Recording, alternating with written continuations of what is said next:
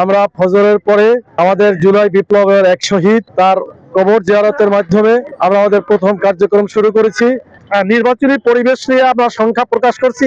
শতভাগ জনগণ বলছে যে আমরা পরিবর্তন চাই। সুপ্রিয় দর্শক, আসছে 2026 12ই ফেব্রুয়ারি জাতীয় ত্রয়োদশ সংসদ নির্বাচনের প্রচারণা তুঙ্গে উঠেছে। আমরা এই মুহূর্তে রয়েছি বাংলাদেশ জামায়াত ইসলামের প্রার্থী সৈয়দ জয়নুল আবেদিনের সাথে। আজকে তো আপনি প্রথম দিনের প্রচারণা শুরু করেছেন, যদি আপনার অনুভূতি একটু ব্যক্ত করেন। আলহামদুলিল্লাহ,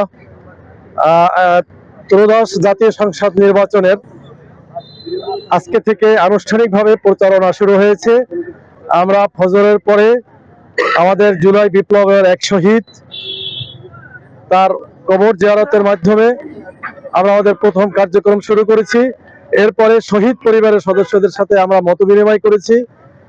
এরপরে আমরা আমাদের গণসংযোগ কার্যক্রম চালিয়ে যাচ্ছি, আমরা অব্যাহত রাখছি।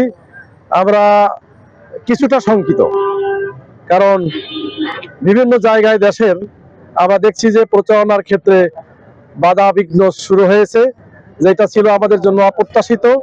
কারণ 2024-এর বিপ্লবোত্তর যে বাংলাদেশ, এই বাংলাদেশে আবার নূতন করে পিছনের 54 বছরে যেভাবে বাংলাদেশের নির্বাচনের ক্ষেত্রে যে অপসংস্কৃতি ছিল সেটা আবার চালু হবে, এটা আমরা মানতে পারছি না। আমরা আহ্বান জানাচ্ছি সকল রাজনৈতিক দলের প্রতি, আমরা একই সমাজের লোক, একই এলাকায় বসবাস করি, নির্বাচনের পরও একই এলাকায় আমরা বসবাস করব। কাজে আমরা আমাদের মতের পার্থক্য থাকতে পারে, ভিন্ন আদর্শের থাকতে পারে, কিন্তু এক জায়গায় আমরা এক, সেটা হলো আমরা সকলেই বাংলাদেশি। আমরা সকলের বাংলাদেশের উন্নয়ন চাই। আমরা বাংলাদেশ থেকে সব ধরনের সন্ত্রাস, চাঁদাবাজি, দুর্নীতি, মাদক অর্থাৎ সব ধরনের অন্যায়ের অপসারণ চাই। কাজে এর বিপক্ষে যারা আছে তারা এই নির্বাচনের কার্যক্রমের বাধা দিবে অথবা কর্তৃপক্ষকে সহ্য করতে পারবে না। আমি আহ্বান জানাবো আমার নেতাকর্মী, আমাদের দলের সকলকে বলেছি যে অত্যন্ত সৌহার্দ্যপূর্ণ পরিবেশে নির্বিঘ্নে এবং সুষ্ঠুভাবে আগামী জাতীয় সংসদ নির্বাচন অনুষ্ঠিত হবে। আমাদের পক্ষ থেকে কোনো ধরনের বাধা বিপত্তি, কোনো ধরনের মন্তব্য আমরা করব না, এবং আমরা প্রতিপক্ষকে আহ্বান জানাবো আপনারা এখন আমাদের নির্বাচনের ক্ষেত্রে প্রতিপক্ষ, কিন্তু আমরা কিন্তু সকলেই ভাই ভাই। 12 তারিখের পরে সবাই আমরা এক জায়গায় বসবাস করব। সুতরাং এই নির্বাচনের ক্ষেত্রে জনগণের যে অধিকার, সে অধিকার যেন তারা তাদের পূর্ণ মাত্রা প্রয়োগ করতে পারে। বিগত ফ্যাসিস্ট আমলে যেভাবে লোকেরা বঞ্চিত হয়েছে, তারা তাদের ভোট দিতে পারেনি, সে অবস্থার যেন সৃষ্টি না হয়, সকলে যেন আনন্দ উৎসব মুখর পরিবেশে ভোট দিতে পারে। সংখ্যা প্রকাশ করছেন, এটা কি নির্বাচনী পরিবেশ নিয়ে? নির্বাচনী পরিবেশ নিয়ে আমরা সংখ্যা প্রকাশ করছি এক। অন্যদিকে আমরা বারবার বলে আসছি, জামায়াত ইসলামের পক্ষ থেকে বলা হচ্ছে যে 2024-এর বিপ্লবের সময় আমরা দেখেছি অনেক অস্ত্র লুট হয়েছে। সেই লুট হওয়া যে অস্ত্র, সেটা উদ্ধার, অবৈধ অস্ত্র উদ্ধার।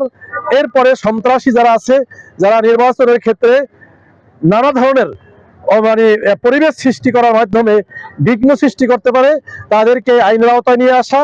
আবার এই নির্বাচনের খরচের ক্ষেত্রেও আমাদের নির্বাচন কমিশনার থেকে একটা বাধ্যবাধকতা দিয়েছে, সেটার ভিতরে থেকে যেন নির্বাচন হয়। এক্ষেত্রে কালো টাকার যে প্রভাব, এটা যেন আর না হয়। এক্ষেত্রে শুধুমাত্র আইন থাকলেই হবে না।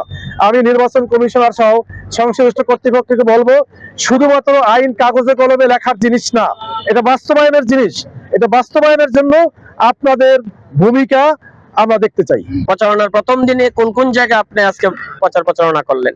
আমি আজকের 60 নম্বর ওয়ার্ডের পাটের বাগে মেহেদি হাসান পান্থ, তার কবর জিয়ারত করেছি। এরপরে শহীদ পরিবারের সাথে বসেছি।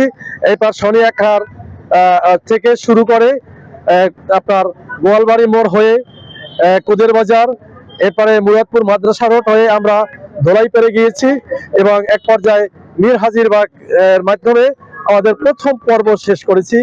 এরপরও আমাদের কার্যক্রম অব্যাহত আছে।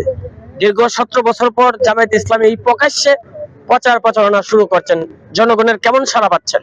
আলহামদুলিল্লাহ, জনগণের স্বতঃস্ফূর্ত সাড়া। আমরা এত প্রত্যাশা করি নাই, যেটা জনগণ আমাদের প্রতি সমর্থন ব্যক্ত করছে। শতভাগ জনগণ বলছে যে আমরা পরিবর্তন চাই। বিগত 54 বছরে যাদের হাতে নেতৃত্ব ছিল বাংলাদেশের, তারা বাংলাদেশকে কি উপহার দিয়েছে তারা সাক্ষী। তার পরিবর্তে তারা একটা নূতন নেতৃত্ব চাই, সৎ, যোগ্য, আল্লাহ ভীরু নেতৃত্ব, জবাবদিহিতামূলক নেতৃত্ব।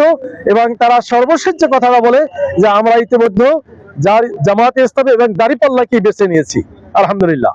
আমরা কথা বলছিলাম জামায়াত ইসলামের প্রার্থী শহীদ জয়নুল আবেদিনের সাথে। তিনি সংখ্যা প্রকাশ করছেন, সব সংখ্যা উড়িয়ে দিয়ে ত্রয়োদশ জাতীয় সংসদ নির্বাচন 12ই ফেব্রুয়ারি অবাধ, সুষ্ঠু, নিরপেক্ষ একটি নির্বাচন অনুষ্ঠিত হবে। আবারও আমরা অন্য কোনো প্রার্থীর সাথে যুক্ত হব, সেই প্রত্যাশা জানিয়ে আজকের মতো বিদায় নিচ্ছি। ধন্যবাদ। আল্লাহ হাফেজ। রাজাবাড়ি, পুস্তকলা, ঢাকা।